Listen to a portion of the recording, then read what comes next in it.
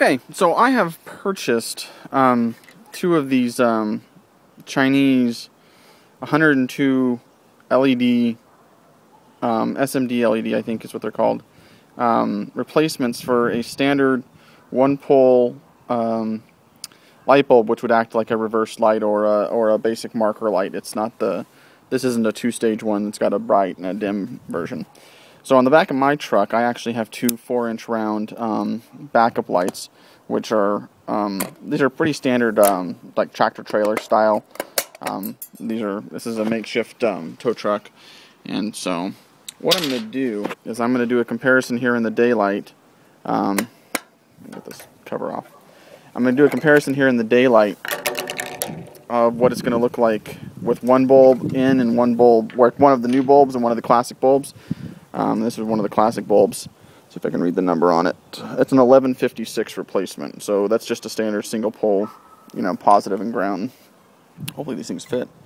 Well, looks like they're going to fit right here. So what I've got in here too is I've got two Wayland Vertex lights in there. Those are some of my emergency lights, but I wanted to see how these things act as replacements for regular bulbs. So there's that guy, and let's pop the cover off the other one.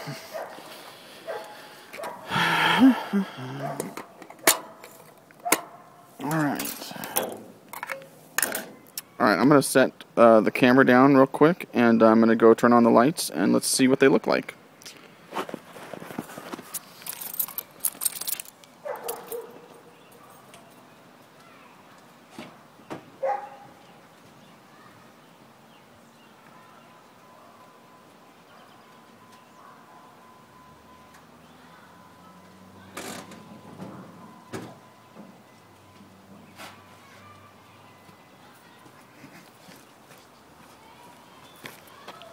Alright, keep in mind this is daytime.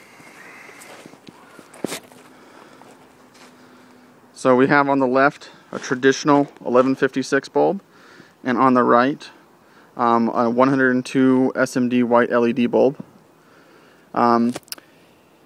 It's kind of dusk time. You're talking, it's about 4:30, 5 o'clock in the evening. So I've got the sun setting behind me, so this isn't probably the greatest shadowing. But I'm going to do this again tonight, that way we can see what they look like at night.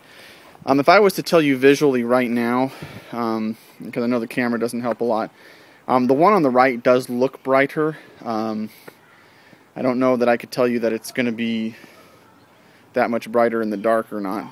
But anyway, one of the specific reasons why I wanted to buy these bulbs as replacements is because of my Vertex lights. They're so close to these other bulbs. They generate so much heat. I'm afraid that they're going to damage my Vertex lights, because these things can get so hot. See, this is already hot to the touch, and I don't want it to damage my Vertex bulb. So that's that one right there. It's a lot of, you can tell that it's the yellowish light, and you can tell that this is obviously extreme white light. So anyway, I'll make another video later tonight after it gets dark out, and we'll see how these actually really do on a nighttime comparison.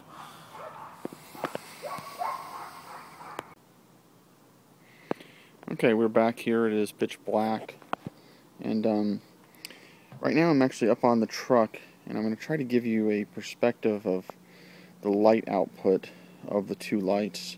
The one on the right is actually going to be your traditional incandescent bulb, 1156, and the one on the left is going to be the new LED bulb. And actually, I am thus far not overwhelmed by the new bulb. It doesn't mean I won't use it, because I still need something that's very low heat versus actually high illumination, because I have additional backup lights that I can turn on manually versus the DOT regulated ones. But the ones on the right, I would feel like, the camera, this is an iPhone camera, can't pick up a lot of the light back in the distance, but I would probably say that I'm getting a little bit better quality light by maybe 20-25%, give or take, with the regular incandescent bulb. So now I'm going to pop down and actually look directly at them and see what they look like in comparison here. Let's see if I can manage to not break my neck. Okay. Whoa.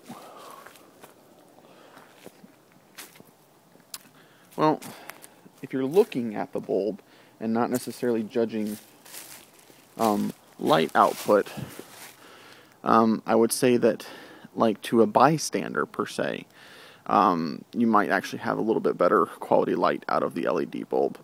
But overall light output, I would probably argue, is not as optimal with the LED bulb. Because you can see the ground around to the right of the bulb and to the left of the bulb, and I can see way more of the cement over there than I can over here. I'm going to put the covers back on real quick and see how well they diffuse the light. I don't think that you're going to see much change from this, though. Again, these are the cheap. I think I paid $1.50 plus like $4 or $5 shipping from Hong Kong from eBay. So these are not high quality lights. Well, I wouldn't say anything's changed. The one at the right is probably a little bit more intense to look at, but again, not by a lot. So I'll continue to change them out, change the other one out. All in all, if you're looking to reduce the heat in your actual lamp area, I'd say it'd probably be worthwhile. Otherwise, you might want to stick to a little bit better quality or higher wattage intensity LED light. I purchased for the interior of my vehicle some higher wattage, specifically LED lights, and those actually work pretty well. So, especially, they have way more light output than a traditional one. So, again, the concrete around the area of the light on the right, or I guess from this perspective on the left, is much brighter than this concrete over here on the right. You can just see it crossed out further. Anyway, well, that's my review of these guys. Well, it occurred to me that I didn't give it a complete full review, since I didn't actually install both bulbs and actually check what their combined light output is. And it actually, when you put both of the bulbs in and set them, and I'm looking back, and I have to tell you that this camera, I'm sure, is not doing justice to what I'm seeing, because I can see this or a lot better than what it's showing up on the picture. Because areas that are showing dark out here in the white space here, it's reflecting off of my trailer pretty good, but areas out here in the white space, or the black space here, actually I can see on the ground, I can see my leaves and things like that. But when you put both of them in, they're definitely adequate. And to call them bright and sufficient, for this car, I would say yes, they actually meet my needs quite adequately.